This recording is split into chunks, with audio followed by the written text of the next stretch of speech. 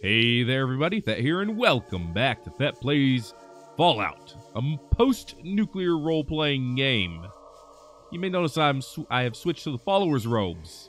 That's not here nor there. You may have noticed that Katja's not with me. I had her wait outside. What is here and there is that I do need to wear these robes.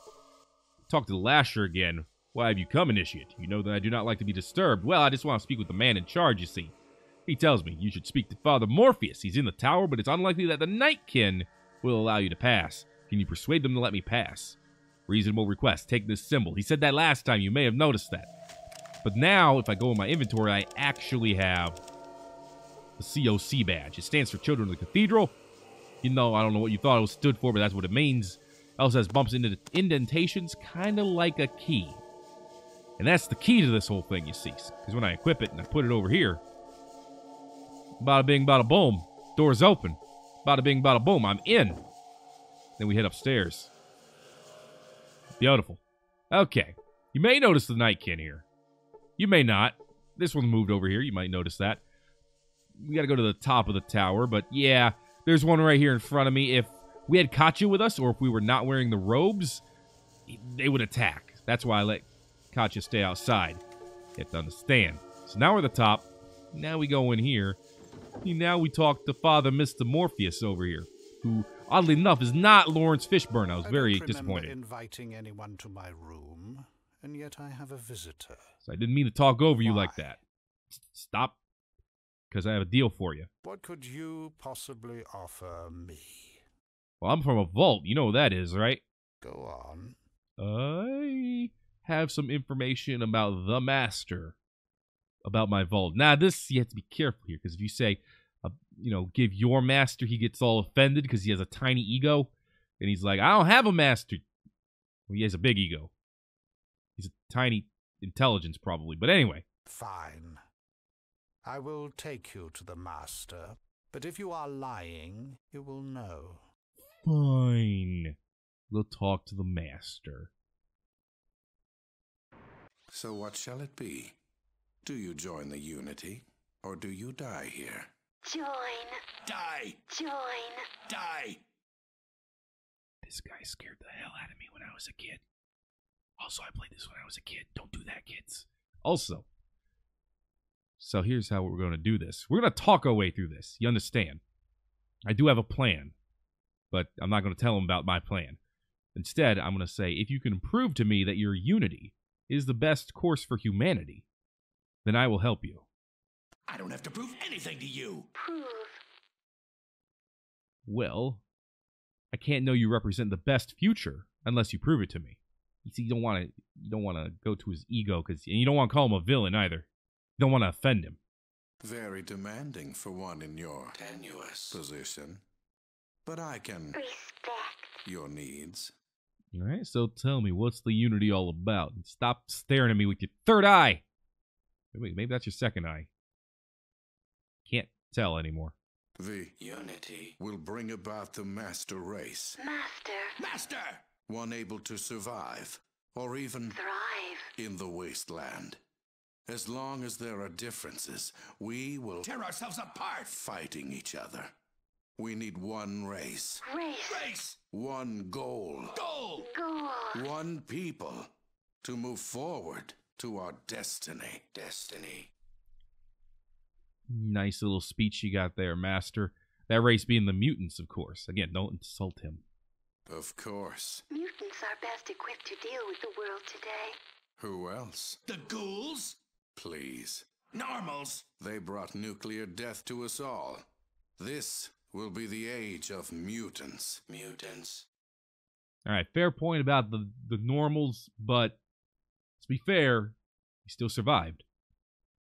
And let me ask here, you mean to change all the others in the mutants as well, I assume? All that resist? Yes.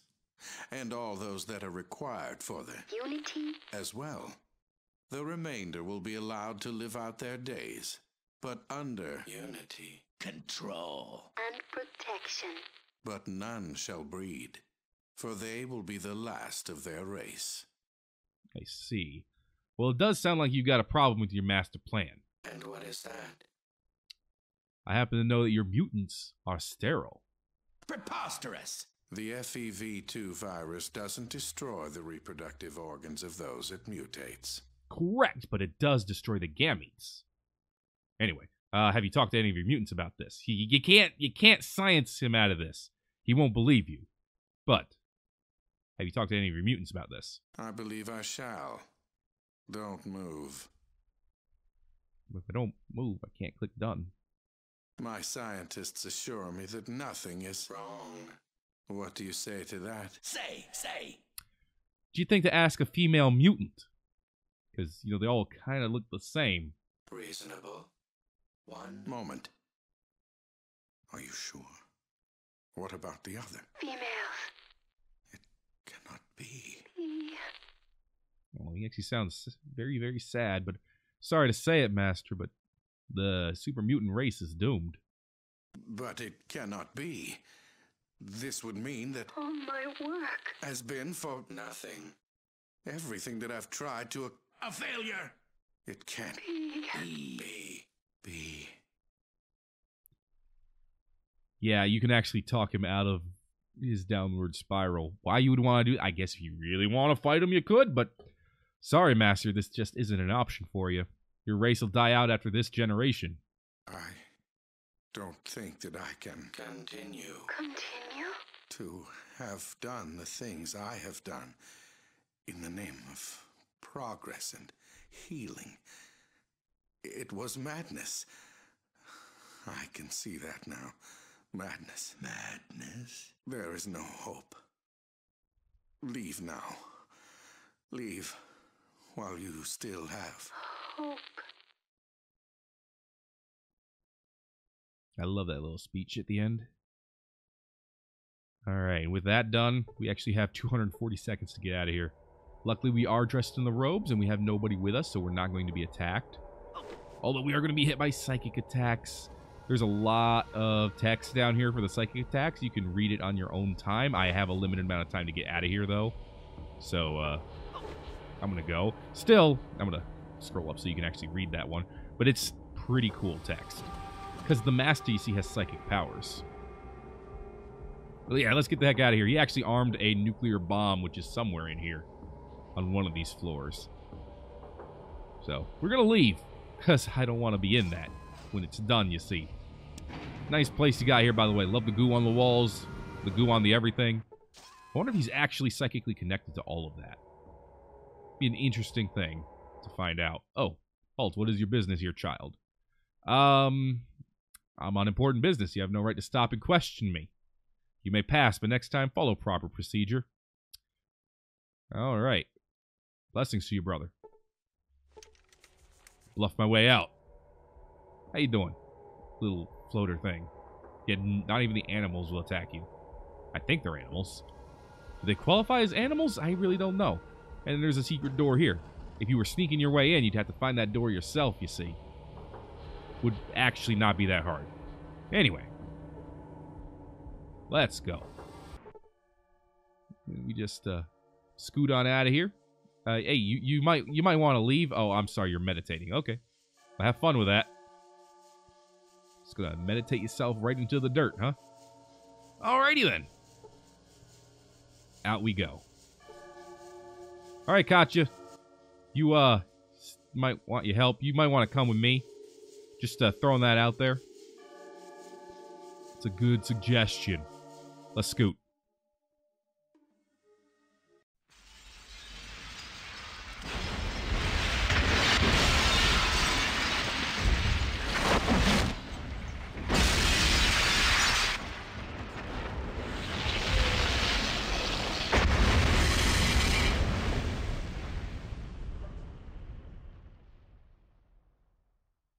And now for the endings.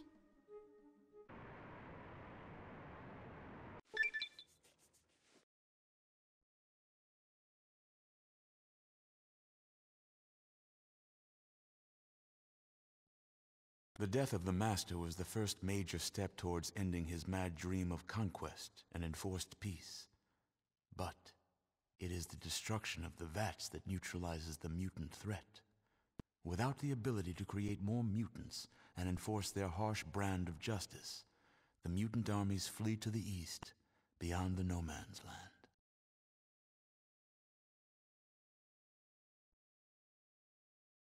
The ghouls of Necropolis learn how to maintain the repaired water pump, and eventually rediscover many lost secrets of engineering.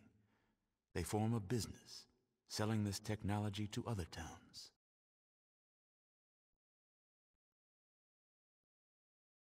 The mutant armies, led into battle by the fierce super mutants, destroy the followers of the apocalypse. Barely human carrion feeders pick over the followers' remains.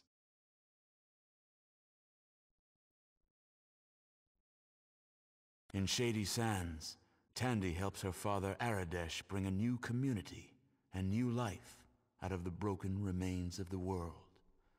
They are responsible for the new California Republic, whose ideals spread across the land.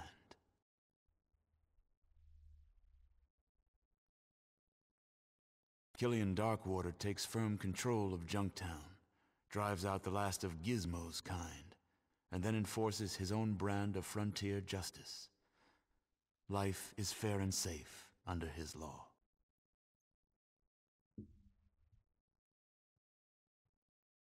The Brotherhood of Steel helps the other human outposts drive the mutant armies away with minimal loss of life on both sides of the conflict. The advanced technology of the Brotherhood is slowly reintroduced into New California with little disruption or chaos.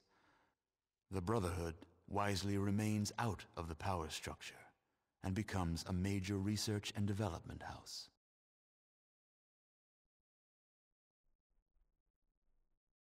The hub disperses before the might of the mutant army and will never recover.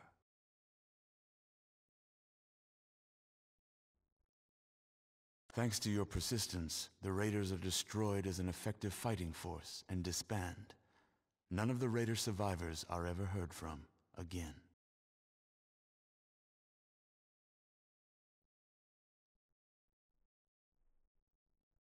Your involvement with the various places and people of the wasteland is well documented by future historians. Only a single question remained unanswered. What happened to you? Fine question. Let's find out. Back at Vault 13. You've done it. That's wonderful, amazing. I'm so proud of what you've accomplished, what you've endured. There's no way the people of the Vault can ever thank you enough for what you've done. You've saved all our lives. Who knows? Maybe even saved the human race.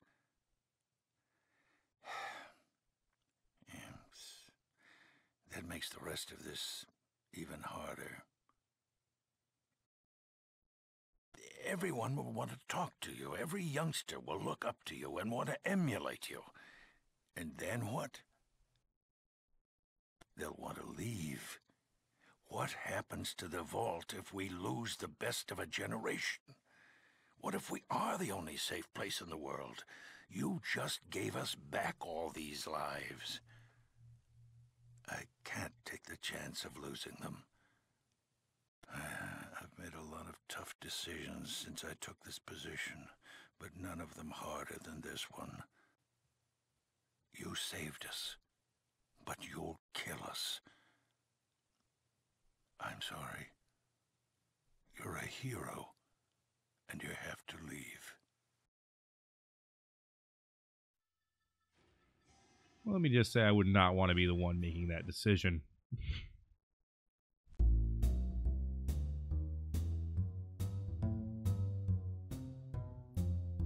Feeling mighty heroic right now. Well, I still feel like maybe we could have been able to convince ourselves to go back into the vault. You know, what if we came in as an advocate, the only person who knew that going outside was dangerous and that you barely survived? I don't know. Probably wouldn't work. He'd probably still wouldn't want you to come in. But here we are, in the wasteland, all alone, just wandering forever. Actually, if you do want to find out what happened to the Vault Dweller, you can read the manual for Fallout 2, which actually contains the Vault Dweller's memoirs. It's actually very well done how they created that manual for it. But that is the first Fallout, the post-nuclear role-playing game. I really do like this game, even with its aged flaws. I mean, it is 10 years old, but it's still kind of launched an entire set of PC RPGs. It kind of launched its own version of a genre. And it's still going on to this day, although in a very, very different form.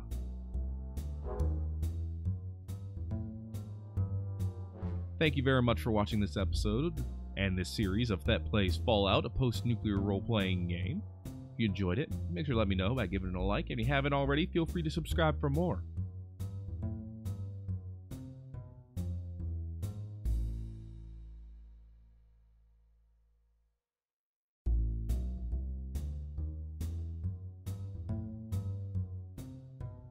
Wonder what I replaced this music with, because the music that was in here was totally copyrighted. I guess I'll figure that out. Probably be pleasantly or unpleasantly surprised. I'm gonna let the credits run, so, you know, if you didn't want it to run, it's too bad. But, and by the way, this isn't the only way to play the game either. You could do your stats a lot differently and kill your way through the cathedral, for example. Or you can play as a really dumb character. If you want to do something interesting and different, play as a person with an intelligence of, I believe, 3 or less, and try playing the game that way. Most of the dialogue is different. You won't be able to do most of the side quests, but you'll have a few good laughs on the way. Because apparently, making fun of a really, really dumb person just is funny. Hey, I didn't make the game, and I also didn't make it entertaining. That's not my fault. Alright, thank you again for watching this episode and this series of Thet Plays Fallout, a post-nuclear role-playing game. I'll shut up now, and I will hopefully see you in the next video.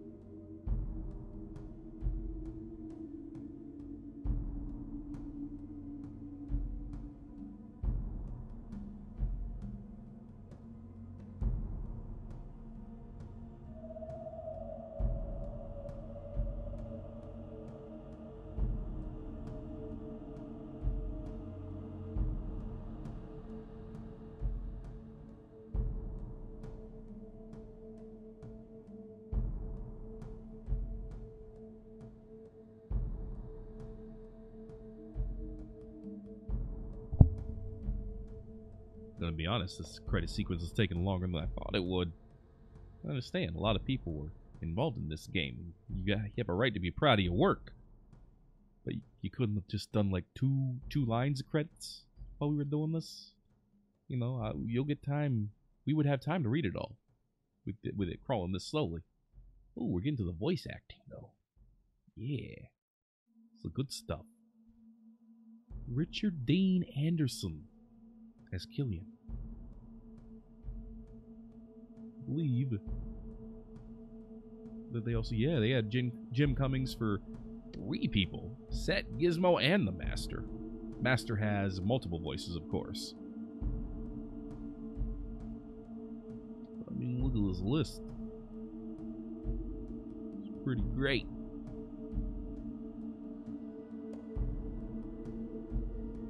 Like how they don't even put the overseer's name. His name's Jackarin. I mean, come on now. Give him a little bit of respect. That's why Ron also played Butch. Ron Perlman. Butch Harrison and the narrator. Everyone knows him as a narrator. Not everyone necessarily knew that he played a character as well. Tony Shalhoub played Aradesh, and that's awesome. I don't know who that is. That was Monk. He also plays a lot of really neat characters in a lot of movies as well. Anyway, there's the other voice for the Master as well. Additional voice work by Max the dog. There is your musical credits, which you would not have heard at all during this because of that warning that's coming through right there. Yeah, there you go. That says of this program, but you know, you notice it plays that immediately after the music and not after any part of it. So you know that's why you didn't hear the music. You're now hearing the music that normally plays or that plays after the song. So this is actually in-game music for the credits, but yeah, rest of that had to go away. We even made it to the I've been watching all the credits. Well, thanks to a lot of people. Thanks to Bomberman, Quake, Diablo, Warcraft 2, various movie soundtracks, The Spirit of Christmas, Go Santa. Man, I like this dev team. There are The Simpsons, Buffy, X-Files, Xena, ER, Wiz War, Last Minute Talking Dog for finding that dang bug. Special thanks to the Fallout webpage bulletin board members for comments. That's it. There are no more credits. Stop looking. Dude. You heard him. You heard the man. Oh yeah, and Fallout was brought to you by Interplay Productions, Team Fallout, and the letter Q. And of course, have a nice day. Because they have to be polite. You think they should have put the stop looking part after have a nice day, and then there are no more credits, stop looking, but they didn't do it like that. They just wanted to make sure that if you decided to keep looking, they had a nice day. And that's polite of them. They're a very nice, polite development team. And there it is. I already did my outro, but again, the credits took a little bit longer than I expected. But still, thank you again for watching Thet Plays Fallout, a post-nuclear role-playing game. My name is Thet, and hopefully I will see you all in the next video.